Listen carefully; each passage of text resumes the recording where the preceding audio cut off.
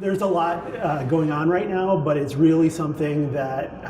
the promise of IDEA, the Individuals with Disabilities in Education Act, has never really been fulfilled since it's been enacted, and that's because we've never reached full funding, and we see that, and we've been talking about it at the federal level with each of our members of Congress and each of our senators about the need for more funding and making sure that we get more funding, and we are talking about that today and with many members of Congress, but just thinking about all of the great things that we could do with additional funds from the federal government and what that could look like, and thinking about new iPads and new therapies and new sorts of research-based interventions and hiring new staff and those sorts of things. And then even at the state level, we've done a lot over the last couple of years in Illinois to make sure that there's new funding available for schools and that it's coming at schools in a really great way to make sure that they're able to hire new special education teachers, new social workers, new school counselors all across the board. So we've been working on that really hard, but it's still a great fight and something that we've been really working hard on. Another challenge that's related to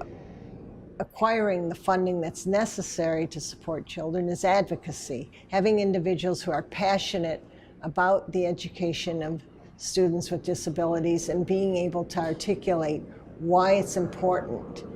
that we have teachers that are well-trained, administrators that are well-trained to support the teachers so we retain those valuable educators, as well as supporting the families of students with disabilities. I believe that one of the most pressing issues that we're facing in special education, and there are a number of them, but one in particular is the shortage of special education staff. The recruitment, the retention of highly qualified educators. So not only recruiting them into the profession, ensuring that they get the type of training and professional development, pre-service training, but once teachers become certified, the field can be very difficult at times to work in, and to provide them the level of training, the level of support in order for them to continue to meet the needs of the varying needs, I should say, of our students with disabilities.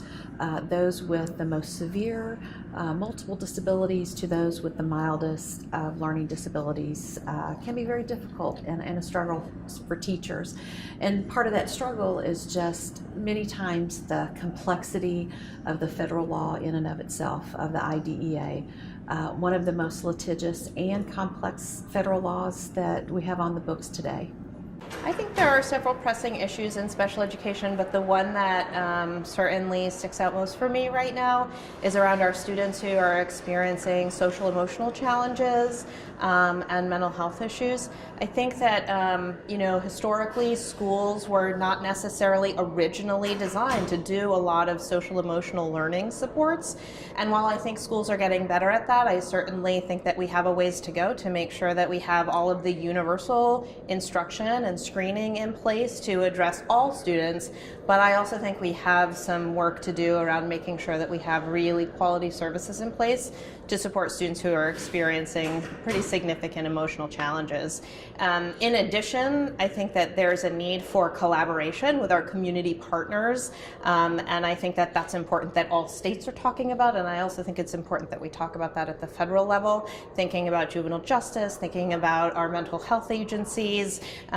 There are a myriad of partners all across the nation that are really critical in that work together, and so I think that's probably right now one of my main focuses and a main focus for many directors across the country.